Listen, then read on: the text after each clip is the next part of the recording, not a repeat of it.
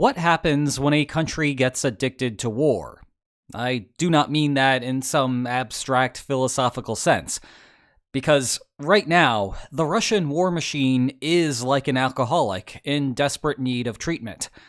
And no, this is not some cheap shot at the country and its historical problems with vodka. I am talking about how if you treat alcoholism in the wrong way, you will literally kill the patient.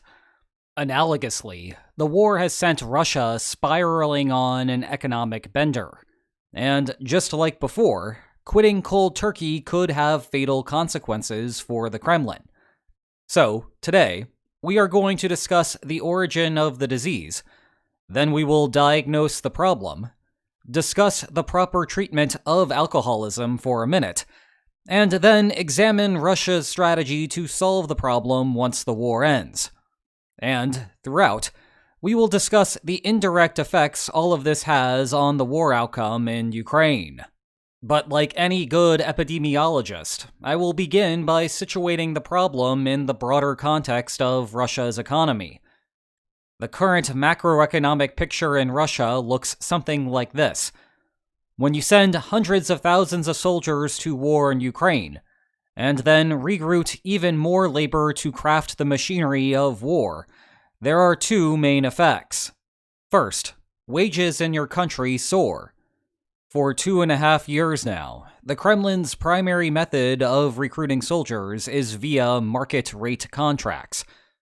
The cheaper way of forced mobilization, as seen in this September 2022 announcement, proved to be too politically costly. But the voluntary contracts method comes with its own downsides.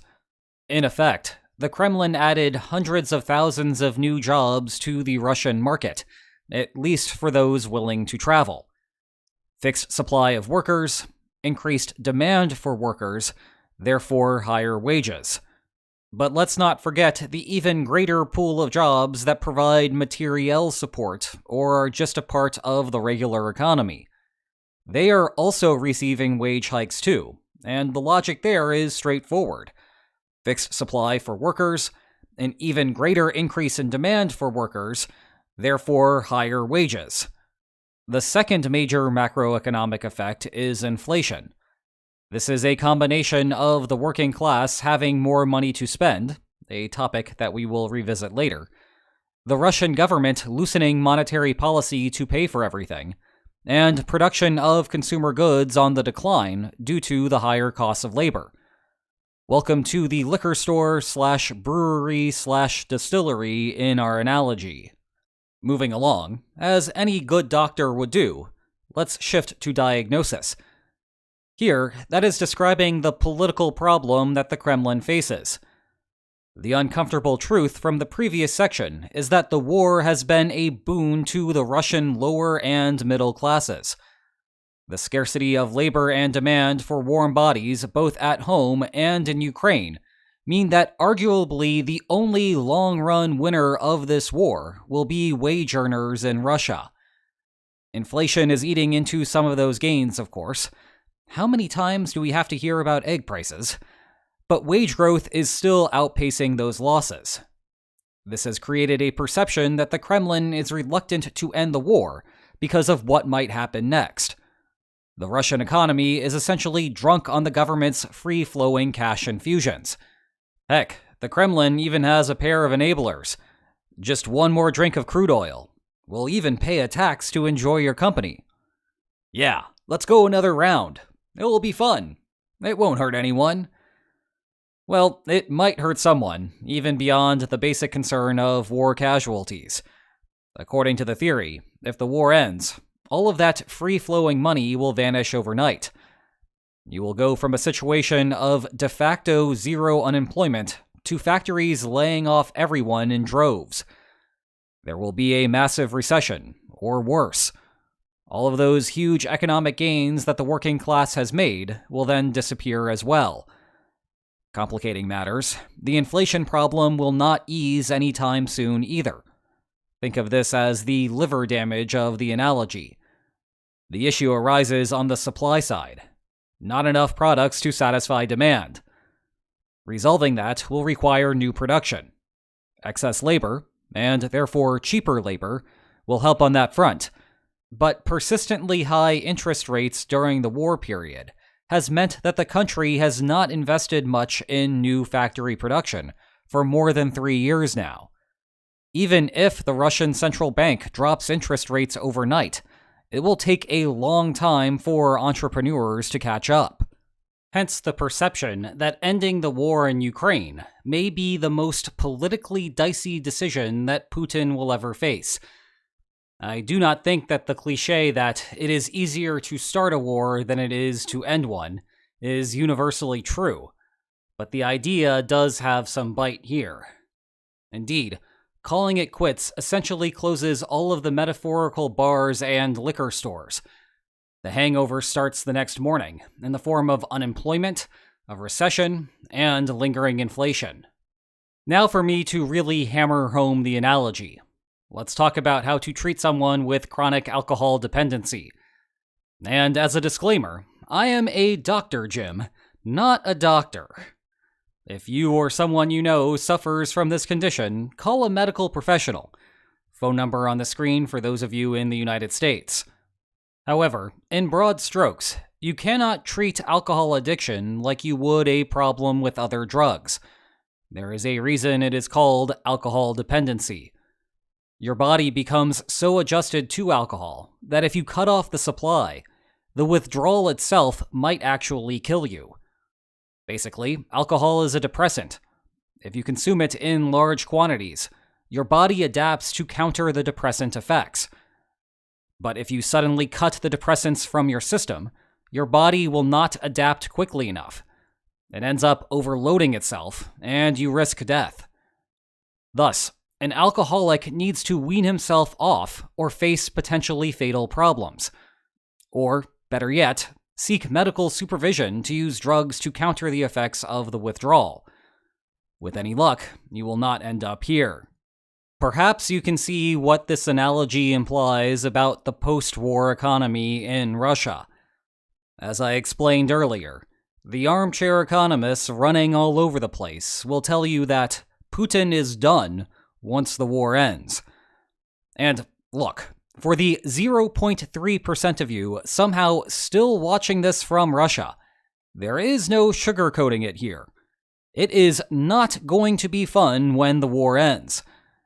It is just that the extent of the problem is overblown if given careful management of the situation, which I know may sound like a heroic assumption given that we are talking about Russia here, but bear with me for a moment. Yes, I have discussed before how post-war problems are causing a drag on the peace process, but there is a big difference between a drag and Putin can't survive peace. And yes, this could lead to some revolutionary problems later, because dicey economic situations are not times of political harmony. So don't at me if the Kremlin does collapse. But the idea that a deadly economic crash here is inevitable is like saying that a car going 100 kilometers per hour will crash into a wall and kill everyone inside, except the wall is still 100 meters away. Sure, if the car keeps driving that fast, then everyone will die. But if the driver has any agency at all, then she will steer away from the wall, or perhaps more fitting for the analogy, start hitting the brakes. And I do mean she here. No, not she. She is Elvira Nabiullina, the competent head of the Russian Central Bank. Nabiullina has agency and perfectly understands the problem. Thus, she will take active measures to mitigate the problem. Let's pause for a minute to understand the Putin is finished argument. 1. War spending is artificially fueling the Russian economy. 2. If the war ends, the artificial fuel will be cut off. 3. If the fuel is cut off, then the Kremlin will face an uprising. 4. The Kremlin does not want an uprising, and therefore the war continues. Okay, but you need money for the war to continue. So point 2 is a false implication. If the war ends, there is no saying that the artificial fuel needs to be cut off. In fact, that is the exact policy that the Russian central bank and the Kremlin will navigate whenever the war wraps up, because they know that doing otherwise would be like having an alcoholic quit cold turkey. They do not want Russians marching on the streets of Moscow, and so they will take the macroeconomics 101 steps to proactively stop that from happening. Actually, there is a misperception that the military-industrial complex will immediately fall apart after there is a ceasefire. Russia's warehouses are empty at this point. The military will want to reconstitute basically every piece of metal that it uses. Oh, and a very long front line will need to be defended and reinforced. There is also that whole NATO eastern flank that Moscow might want to encroach on. The point is, the military spending is not about to vanish. You may not see overnight shifts in the tank factories afterward, but there will still be plenty of demand for labor in the sector. In effect, Russia will wean itself off of its chemical dependency. Meantime, the Kremlin can redirect the funds coming out of its Fortress Russia accounts to more productive investments. Remember, part of the post-war inflation problem is the lack of new business construction due to high interest rates. Well, instead of buying things that just get blown up in Ukraine, the Kremlin could instead subsidize investment in new civilian factories. That would help with both the short-run problem of a spike in unemployment and the long-run problem of supply-side inflation. And this logic applies equally to the interest groups in Russia who have benefited from the Kremlin's continuation of the war. Some will see headlines like this one and conclude that ending the war will create revolutionary problems at home, not because of some second-order economic problem, but rather because the war itself is directly profitable for those regions. Well, no doubt about it. It is a good time, relatively speaking, to be living in Russia's peripheral regions in Central Asia and the Far East. However, even if you can assume that cutting off the war income will cause revolutionary tensions, which is a strong assumption, but let's go with it, nothing stops Moscow from investing that money in those regions that would produce long-term returns rather than immediate property destruction. I think this perception stems from the common fallacy that World War II ended the Great Depression. Okay, on some level, sure. That said, it was not the war per se that solved the problem. Rather, the key was government stimulus. Yes, some of that came in the form of weapons production. But some of it came from infrastructure investment as well, which was ongoing well before the war began. And infrastructure investment is a much more attractive option when not facing an existential global threat. You actually get something out of it afterward. All of this might not add up to the mythical soft landing that the United States recently experienced while facing a similar inflation problem. But if the Russian central bank does its job, the country could experience a softer landing. Think of this as the doctor-prescribed medication.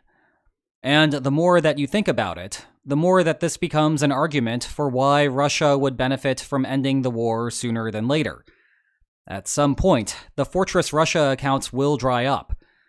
Now, Russia will still be capable of operating a deficit spending plan post-war, but it will come at a much greater long-term cost to the economy. Either way, the Kremlin can survive this. It just requires some careful management. Zooming out to the big picture, Russia still wants to continue its offensive because it is making plotting gains, and any pause will kill its initiative. The reason that peace talks still fail to make any progress is that the outcome of a continued war must roughly match what the outcome of a war would be if it were paused and then restarted at a later date. Fortunately, the costs of war create some wiggle room here. And the main takeaway from this video should be that Putin still finds the war to be costly, which gives some bargaining power to Ukraine. Ukraine, of course, also has plenty of long-run problems if the war continues indefinitely. So all I am really doing here is giving you one side of the coin. Trying to weigh which side is heavier is a much harder task, and is better suited for a later time. Meanwhile, you may wonder which of these books is heavier. Well, it is not a mystery. It is the one on the left, which is about a third longer. Check the video description for more information about them. And if you enjoyed today's video, then please like, share, and subscribe, and I will see you next time. Take care.